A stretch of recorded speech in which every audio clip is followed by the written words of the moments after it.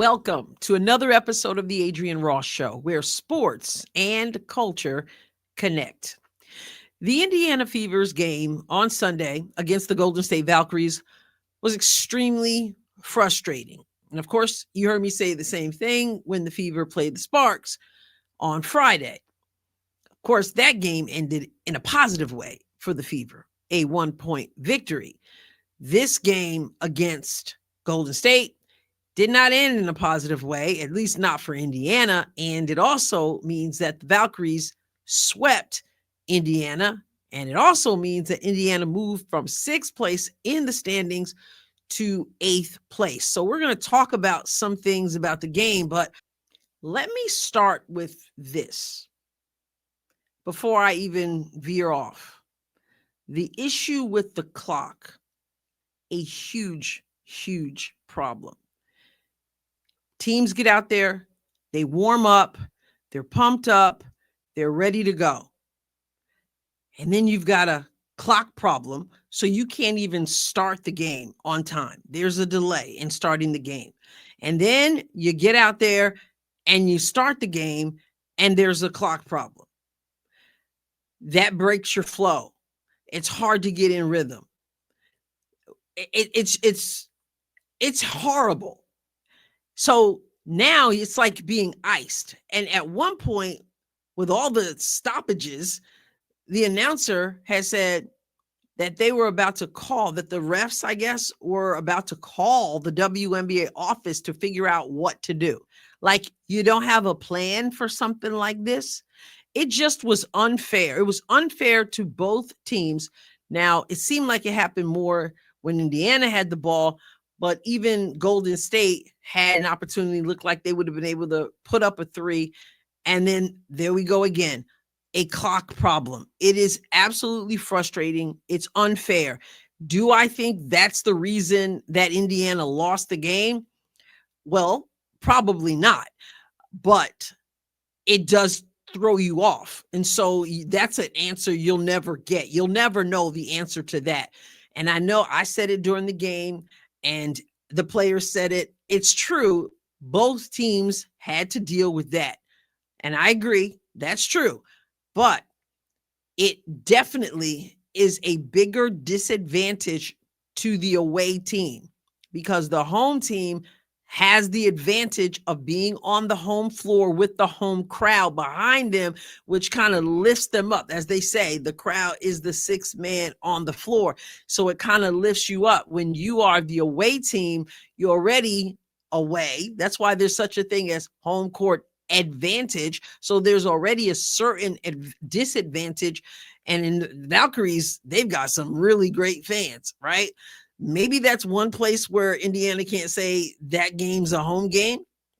I don't know, but I'm just saying, as the away team, that is more detrimental to you. And the way the game started, I think, did impact the players and the flow of the game.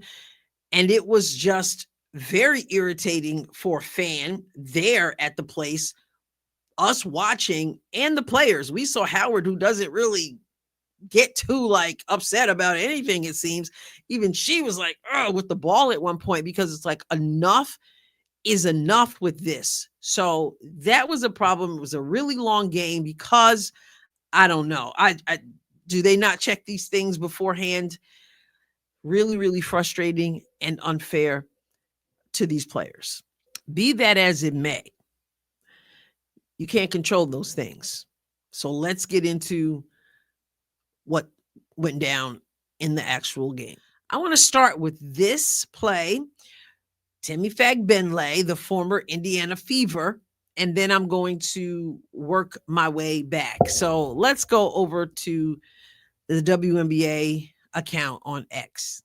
Temi Curlin driving, powering her way to the bucket, the spin move, no, gets it back, fakes the pass and lays it in. She had the entire Fever team. Now, by the time that embarrassing play took place, I was already annoyed, but that didn't help any. And then, of course, Fagbenle laughing about it didn't help either.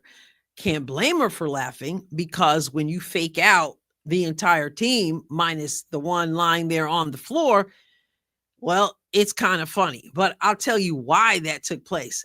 It wasn't just the pass fake that caused everybody to go flying in the other direction, as if Fagbenle didn't have the ball under the basket. The reason why that happened is because Golden State was absolutely cooking from three in this game, just cooking the fever with 3-point shots. And when you are cooking that hot in a game, they have to get back. So just looking as if she was passing it out to the perimeter caused the Fever to retreat, because obviously they had recognized by this point in the second quarter that they're not missing tonight. At one point, Golden State was shooting 90% from three. And the only solace we had in the chat was, surely this team will not remain this hot and continue to shoot at such a percentage. And it did cool down. Adjustments were made, but that right there was so infuriating and really kind of sums up the night. Now I'm going to make this very simple that even your toddlers can understand. You cannot win a basketball game if you don't put the basketball in the hoop. I know, extremely simple. It's like, duh, we know that. But we can talk about various and sundry things in the game, but it boils down to that. Indiana could not buy a shot in this game. It was atrocious. Atrocious. Could not buy a shot. And you cannot win games if you cannot score. Indiana did not lose this game because there were no opportunities to score. There were plenty of opportunities to score. Indiana lost the game because Indiana couldn't complete the job, couldn't knock down shots, couldn't throw a rock in an ocean for much of this game. Let me put this in context for you. Indiana shot 30 3-pointers, and 6 of them went in. 6 of them out of 30 went in the basket. So, of course, you say, well, then attack the basket. And I know I was yelling, attack the basket. But what we were seeing was that Golden State, recognizing that Indiana was totally off offensively, they were able to crowd the inside. We saw some situations where player is driving into the paint. And then, of course, textbook defense, the defense collapses. And when the defense collapses, textbook basketball is you kick the ball out. It's what Golden State was able to do as well, but we couldn't complete it. So if you're driving, trying to penetrate and then kick out, but you can't make shots, they're not going to open up the paint for you. They're going to be able to clamp down on Aaliyah Boston. Aaliyah Boston had 4 points in this game. We can't have a situation where Aaliyah has 4 points, especially when Kelsey is off and shooting a horrible percentage. We just can't have it. But if I'm Golden State, I'm like, well, until you knock down shots, I'm not going to chase you all the way out there. I'm going to be able to clamp down on Aaliyah. And we already know Aaliyah gets held, she gets grabbed. And I feel that at times she's just not aggressive enough, but she doesn't want to force it. And so she kicks it back out. Here's what I've noticed, not just in this game, but in other games with Indiana. Aaliyah Boston obviously is banging. She's being held. She's being grabbed. She's being, people are collapsing on her because she is a threat. And so sometimes pass goes in there to Aaliyah and she's surrounded. I've seen her kick the ball back out And then I did a whole video on this before because I noticed her ability to do this. She kicks the ball back out, textbook basketball, inside out. They collapse, you kick it back out, but that doesn't mean you have to go away from her.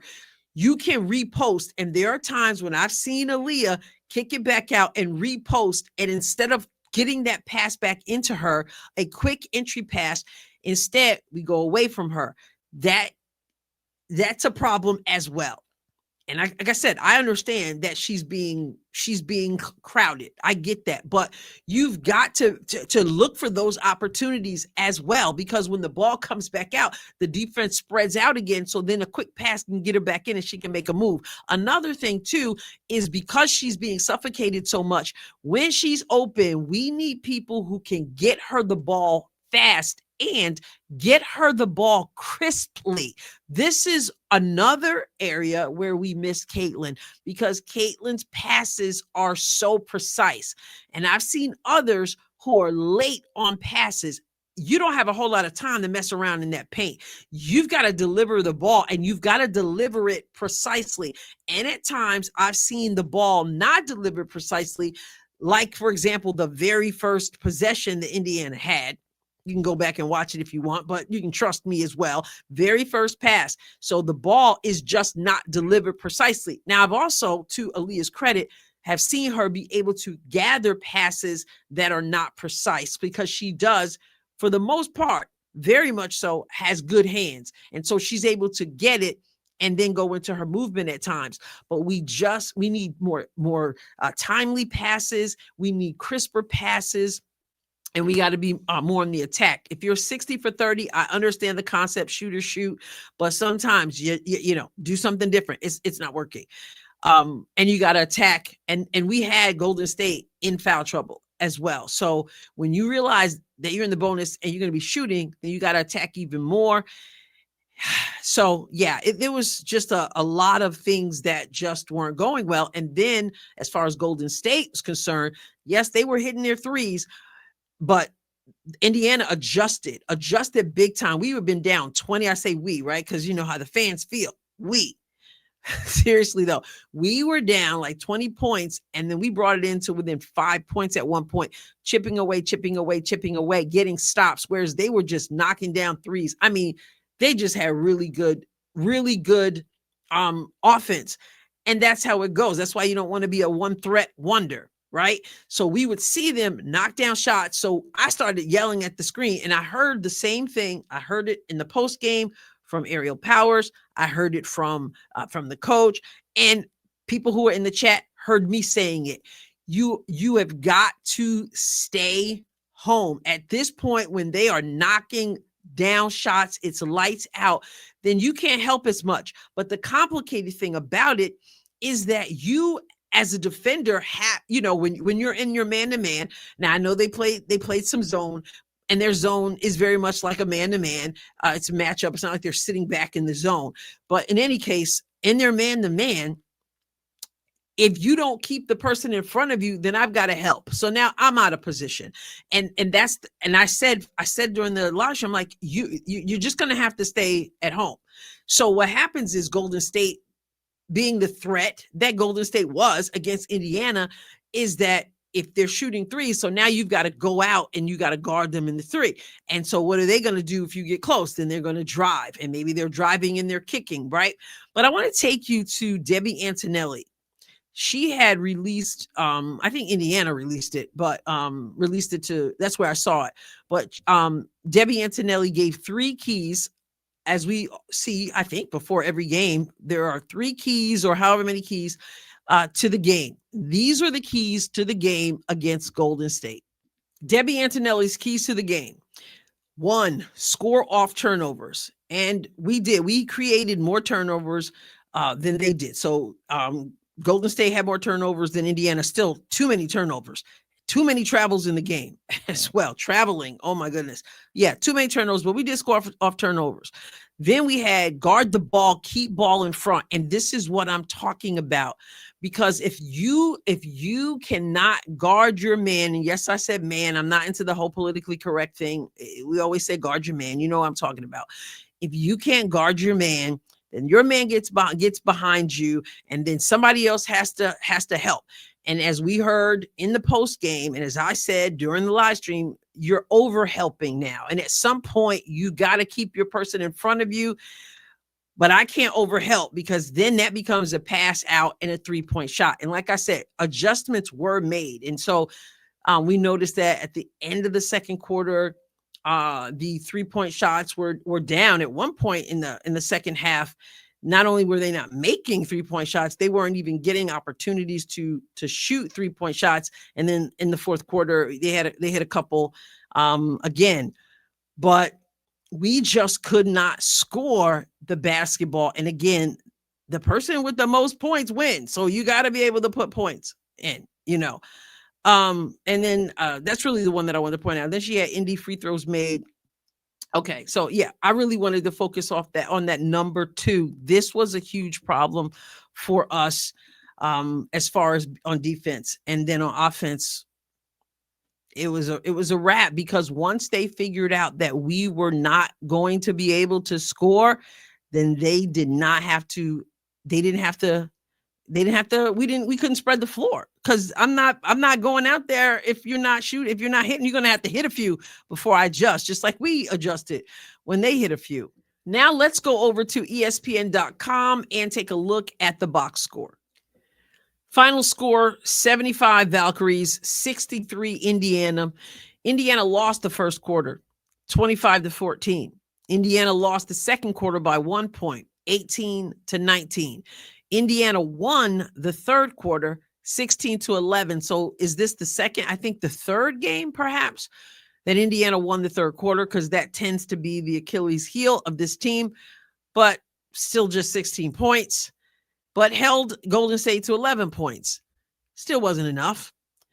Fourth quarter, Indiana 15, Golden State 20. Again, final score 75-63. We did make some big adjustments and got to within 5, but just could not get the job done. Turning the ball over, just sloppy. And we had our opportunities. Like I said, we started shutting down the 3, but we didn't help ourselves, because we could have. Golden State had trouble on the inside. They were missing layups and all kinds of stuff. And we could not capitalize off of it, which is a shame, because we did do better in the turnover department, and they did miss bunnies like big time, and we just couldn't get it done. So our leading scorer, Ariel Powers, with 17 points from her. Then we had 14 points from Kelsey Mitchell, but it was 4 of 14 and 2 of 10 from 3. And then we've got 13 points from Natasha Howard, but also 5 turnovers. Lexi Hull with 8 points and 6 rebounds and an assist. Then we got 5 points from Odyssey Sims, 1 of 10 after hitting the last 5 shots in Friday's game, 5 points in Friday's game. And actually our first field goal in this game was a 3, and that was Odyssey Sims. So she continued where she left off Friday, but then the clock stuff, and then everything went cold. 1 for 10 from the field, 1 for 5 from 3. She did have 5 assists in the game. And then we got 4 points from Aaliyah Boston. Like I said, that just cannot happen. And, Aaliyah Boston's been having double digits in rebounding, but she had 6 rebounds in the game, 3 assists, 3 steals.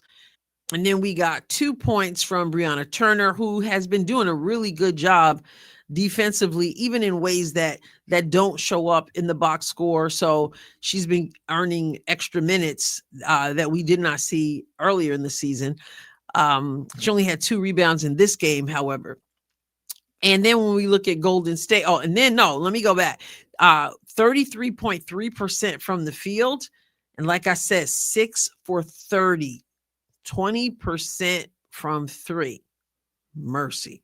30 rebounds, 11 of them offensive rebounds. So that's good. 8 steals in the game and 14 turnovers. So when we look at Golden State, 21 points from Rubert. And that she was 5 of 8 from 3. And then 10 points from Janelle Salon. with 4 rebounds and 10 points from Kate Martin. 3 for 3 from 3, 3 for 4 from the field. 7 points from Carla Late with 2 rebounds. They had 19 assists. We had 16 assists. They had 34 rebounds to our 30 rebounds, 4 of them offensive rebounds. And so also 6 steals they had to our 8, 3 blocks to our 1. Anyway, the bottom line is they won the game on 50.9% shooting from the field, 63.2% from 3, 12 for 19. And like I said, at one point, they were at 90%. Unbelievable. So here's the deal. Didn't do ourselves any favors, and we're constantly looking at the standings. Who do we need to lose so that we, and I know they don't like to be in this situation. I never like to be in the situation, even as a fan, where it's not just about you taking care of business, although first and foremost, that's all you can control. But then you're also looking over your shoulder and saying, all right, what other team can help me out by beating this team? Not a good place to be in. Not good to drop from 6 to 8. Still believe the team will make the playoffs, but we've got some tough ones ahead. So it's too bad we couldn't get that win. Golden State got the sweep. Indiana's going to have to shake this one off, go into the next one against Phoenix, and continue to claw and fight, and maybe get a little help here and there from other teams. I will catch you next time, God willing. God bless you abundantly.